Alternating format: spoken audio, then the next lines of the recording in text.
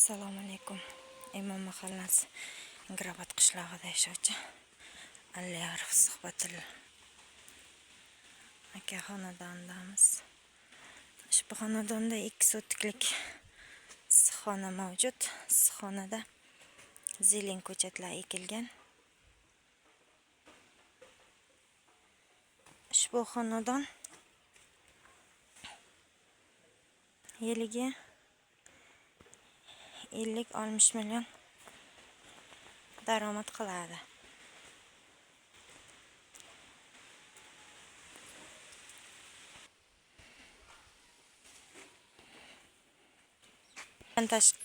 Bundan tashqari xonadonda chorva mollari ham mavjud.